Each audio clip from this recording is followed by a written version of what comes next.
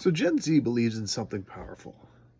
No institution, no government, no school board, no political group should be able to decide what people are allowed to know. They grew up online, globally connected, and they see knowledge as a human right. But around the world, books are still being banned. Ideas are being erased. Histories are being rewritten. And the people most affected are young learners. So why Duolingo? Well, Duolingo is already the world's #1 language learning app, with over 125 million monthly learners. But what most people don't know is that Duolingo's mission goes far beyond streaks and leaderboards. They're building the best education in the world, and they're making it free for everyone. Refugees, students, dropouts, billionaires. Everyone learns side by side. And language learning has always been a tool for crossing boundaries, whether it's cultural, political, ideological. When you learn a language, you unlock access to ideas that were previously out of reach.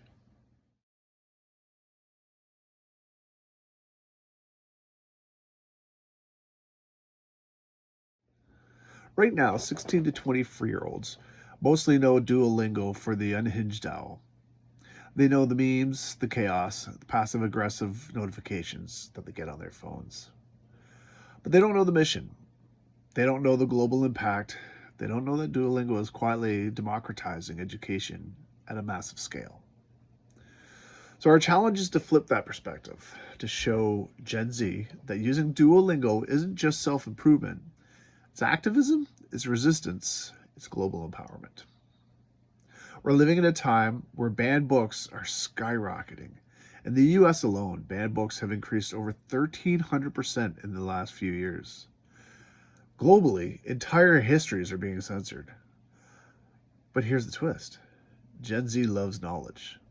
They see being informed as cool. They share infographics, annotated TikToks. They treat learning as a flex. So what happens when Duolingo, an app built on access, steps directly into a fight against censorship?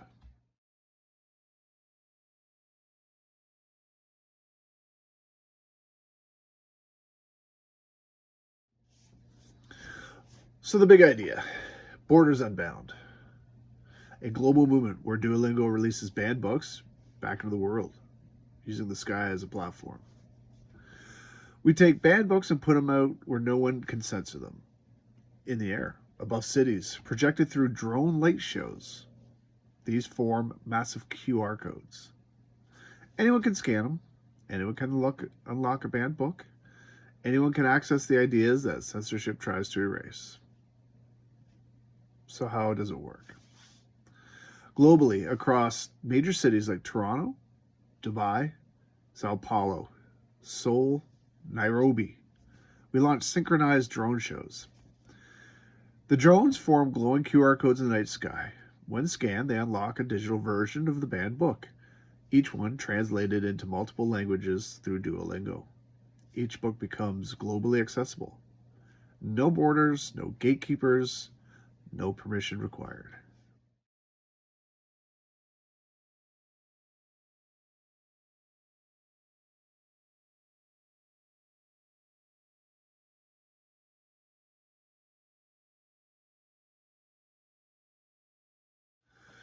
So why drones?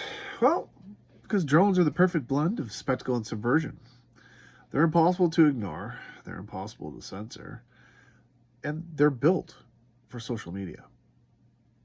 A QR code floating in the sky is instantly shareable. It's a flex in a cultural moment Gen Z will spread faster than any ad, a protest for the modern age. This will spread from TikTok to Snapchat Reels, and every drone show becomes a global conversation. Creators react to the shows. Book Talk dives into the banned titles. Duo the Owl becomes a chaotic librarian of the internet. Every share drives downloads. Why? Because the only way to access the books in multiple languages is through Duolingo.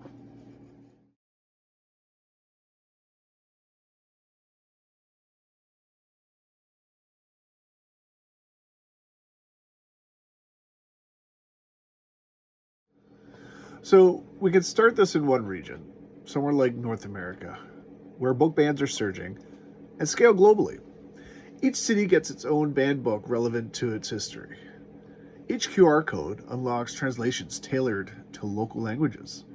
Each activation ladders up to a worldwide message. Knowledge belongs to everyone. So, why does this work for Gen Z? Well, it hits every value Gen Z cares about. Access to knowledge, activism, global connection, cultural relevance, a sense of rebellion, and a little bit of chaos. It reframes Duolingo from the fun app with a weird owl to the platform fighting for global access to education.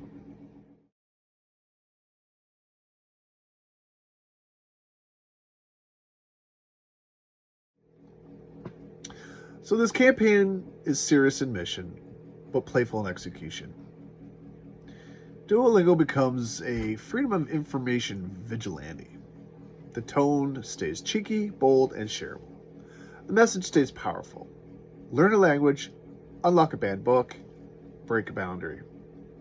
So in closing, Borders Unbound turns Duolingo's mission into a movement. It gives Gen Z a way to fight censorship. It gives the world access to ideas that were taken away, and it positions Duolingo as the global champion of free education. Because no institution should decide what people are allowed to know. And with Duolingo, knowledge has no borders.